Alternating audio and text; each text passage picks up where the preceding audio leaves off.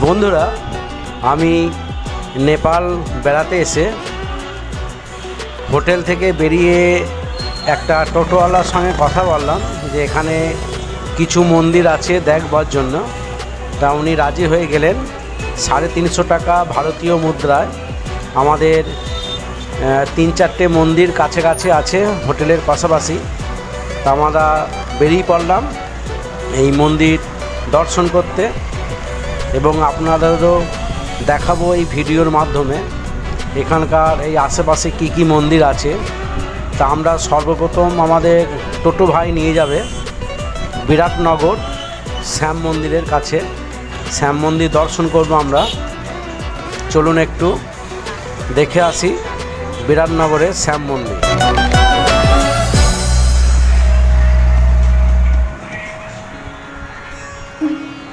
এই আমরা পৌঁছে গিয়েছি বিরাটনগর শ্যাম মন্দিরে। এর প্রবেশ গেটটি ভীষণ সুন্দর, খুব পরিষ্কার পরিচ্ছন্ন মন্দিরটি এবং নীরবতা দিক দিয়ে খুবই ভালো, নিরিবিলি জায়গা। পুরো শ্বেত পাথর দিয়ে মন্দিরটি তৈরি। আমাদের সিঁড়ি দিয়ে উঠতে হবে দুতলার উপরে। দুতলা এই মন্দিরের শ্যাম ঠাকুরের বিগ্রহ আছে। চলুন আমি সিঁড়ি দিয়ে আস্তে আস্তে উঠছি, দেখাচ্ছি আপনাদের শ্যাম মন্দিরের বিগ্রহ। মন্দিরের ভেতরটা খুবই সুন্দর। এখানে আমাদের প্রভু কৃষ্ণের দেয়ালে সব খোদিত করা আছে নানান রকম মহাভারতের কাহিনী অবলম্বনে চিত্র। ভেতরে আলোকসজ্জাও অপূর্ব।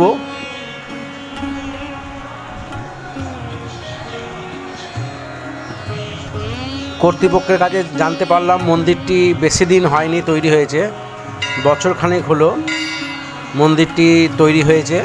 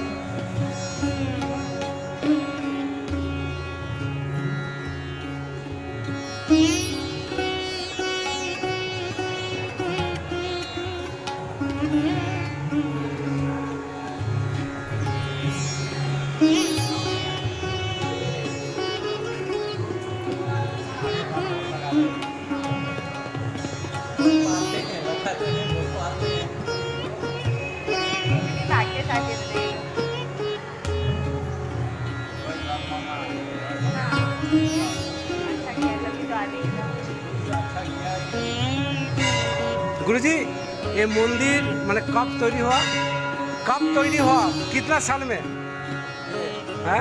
पिछले साल 22 एक बছর হলো শ্যাম মন্দির।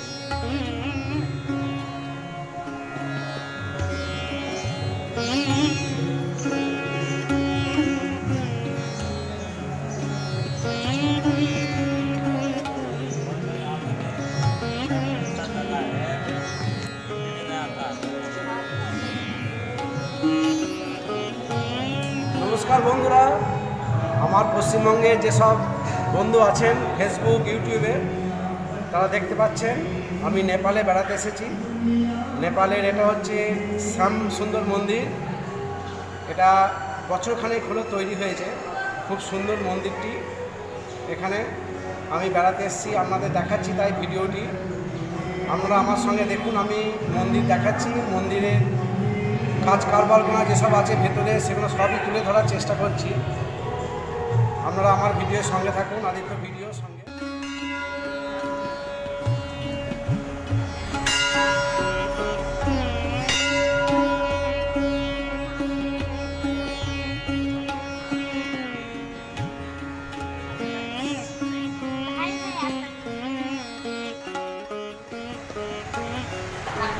এখন যে মন্দিরটি দেখছেন একটি রামনারায়ণ মন্দির। এটাও বিরাটনগর নেপালেই অবস্থিত।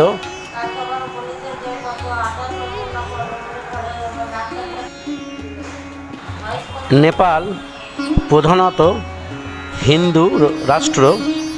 এখানে জনসংখ্যা হচ্ছে প্রায় 3 কোটি। এটা 2007 সালে আপনার হিন্দু রাষ্ট্র ঘোষণা হয়। এই মন্দিরটি খুবই সুন্দর। প্রায় নেপালে 82% হিন্দুর বসবাস আছে।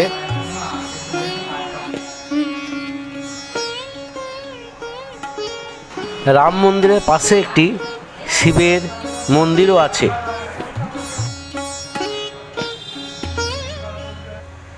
হরে কৃষ্ণ কৃষ্ণ কৃষ্ণ হরে হরে, হরে রাম রাম রাম হরে হরে।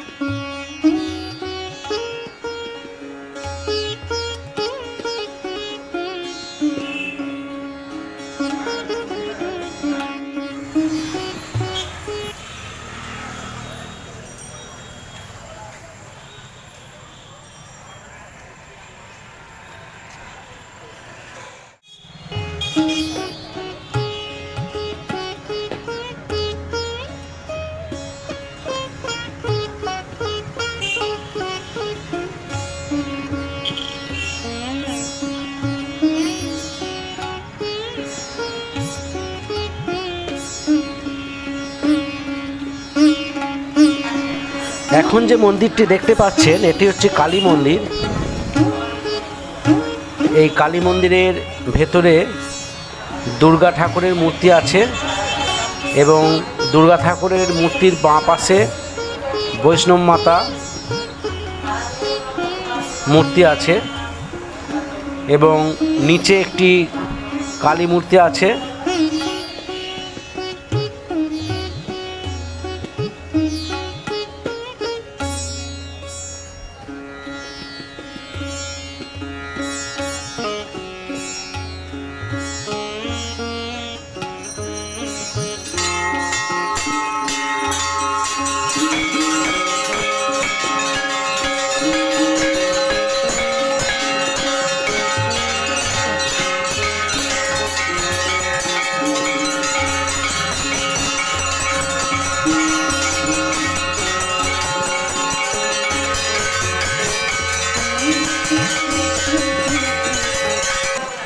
এখন মায়ের আরতি হচ্ছে।